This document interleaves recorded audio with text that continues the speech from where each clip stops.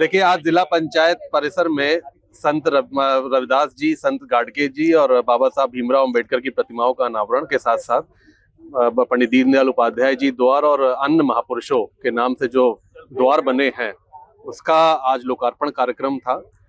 हम लोग सब लोग आज यहाँ पे आए थे और खास साथ ही जिला पंचायत की पिछले 4.25 वर्ष की जो कार्य योजना जिन्होंने बनाई और जो उस पे काम हुआ है, उस पे भी किताब का एक अनावरण हुआ है कि कम से कम जनता के बीच में ये जाए, देखें कि क्या क्या काम जिला पंचायत ने पिछले 4.25 वर्ष में किए हैं। आज एक बड़ा दिन इसलिए भी है कि आज संत गाडगे जी की 150वीं जयंती भी है। बाबा साहब भीमराव अंबेडकर जी का भी आज उसका हुआ है, उनकी 150वीं जयंती भी है जो पूरा देश, पूरा विश्व मना रहा है। तो उस जयंती के अवसर पे भी आज हम लोग जिला पंचायत के इस प्रांगण में जनसभा में हम लोग आए थे और मुझे अच्छा लगा कि पिछले 4.25 वर्षों में जिला पंचायत के माध्यम से पूरे जनपद में सभी 8 विधानसभाओं में विकास के कार्यक्रमों को आगे बढ़ाया गया है। अखिलेश यादव का एक बयान बहुत वायरल हो रहा है जिसमें वो आपकी सरकार के दोनों डिप्टी सीएम्स को ऑफर दे रहे हैं कि 100 विधायक लेके आओ और हम आपको मुख्यमंत्री बना देंगे।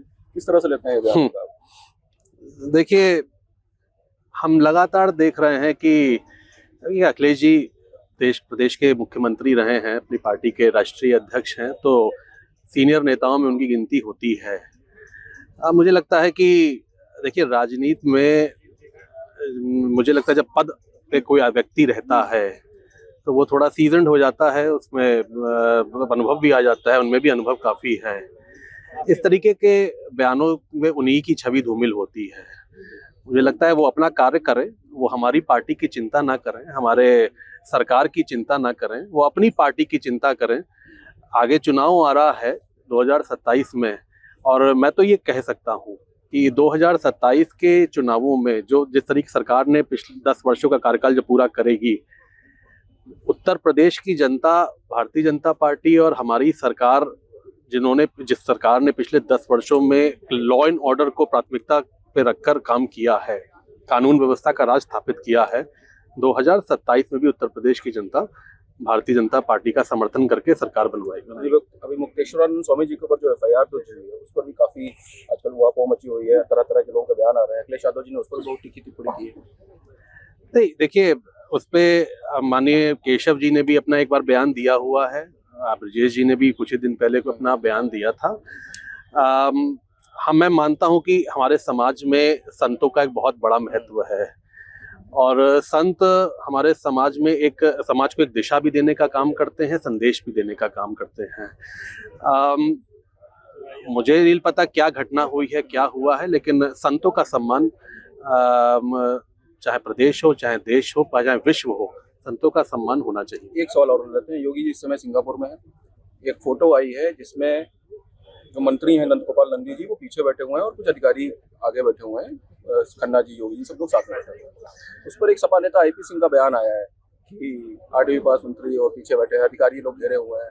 नंदी जी पर टिप्पणी। देखिए, किसी पे व्यक्तिगत टिप्पणी नहीं करनी चाहिए, मेरा मानना है, और मैं इसको मानता हूँ कि व्यक्तिगत टिप्पणी नहीं करनी चाहिए। मुख्यमंत्री जी सिंगापुर और जापान की जो यात्रा करने गए हैं, वो प्रदेश में इन्वेस्टमेंट प्रदेश को एक तो इन्होंने एक छवि जो प्रदेश की है और इन्वेस्टमेंट्स को लाने के लिए गए हैं कि जितना इन्वेस्टमेंट प्रदेश में आएगा उतना हमारे यहाँ हमारे ग्रोथ भी होगी और हमारे यहाँ रोजगार का सृजन भी होगा। अब उसमें भी अगर कोई कमी ढूंढ रहा है, विपक्ष ढूंढ रहा है, तो मुझे लगता है ये उनकी निकृष्ट सोच का एक प्रत्यक्ष प्रमाण है। आज हमारा प्रदेश लगातार आगे बढ़ रहा है और आपने देखा कि किस तरीके से बजट सेशन अभी खत्म हुआ है। बजट के माध्यम से प्रदेश के सामने प्रदेश की आर्थिक स्थिति भी प्रदेश सरकार ने रखी है। मैं मानता हूं कि आज योगी जी के नेतृत्व में प्रदेश ने एक अभूतपूर्व प्रगति करी है और उस प्रगति को और आगे बढ़ाने के लिए आज वो विदेशी दौरे पे हैं और विदेशी इन्वेस्टमेंट को प्रदेश में लाने का प्रयास कर रहे हैं। पूरे जनपद में विकास कार्य किए जाते हैं और जिले के हर कोने से लोग उम्मीद रखते हैं कि हमारे गांव में, हमारे शहर में, हमारी गली में जो भी छूटा हुआ विकास कार्य है या होने वाला विकास कार्य है, वो जिला पंचायत के द्वारा कराया जाएगा। और विश्वास के साथ में जिला पंचायत अध्यक्ष के द्वारा विकास कार्य करवाए भी गए हैं, लेकिन विकास एक सतत प्रक्रिया है।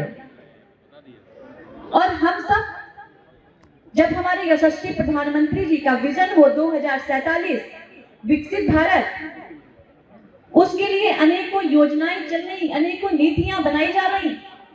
और अभी आपने देखा हमारे केंद्र का बजट आया, हमारे उत्तर प्रदेश का बजट आया, जिसमें समाज के हर वर्ग के लिए जहां व्यवस्थाएं की गई, किसान, महिला, युवा, गरीब, हर व्यक्ति को उसमें शामिल किया गया।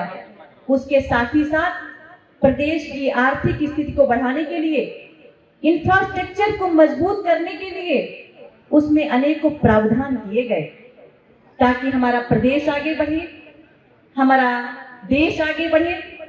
और जो हम सबकी उम्मीद है, हम सब चाहते हैं हमारा प्रदेश, हमारा देश विकसित बने, उसके लिए वही सारी चीजों का प्रावधान उसमें किया गया। और ये सब तभी संभव हो पाएगा जब हर कड़ी मजबूती से कार्य करे। उसमें बहुत बड़ी कड़ी जिला पंचायत भी होती है। हम सब विकास कार्य को करते हुए माननीय प्रधानमंत्री जी के मंशा, माननीय मुख्यमंत्री जी के मंशा के अनुरूप प्रदेश को बनाने का कार्य कर रहे हैं।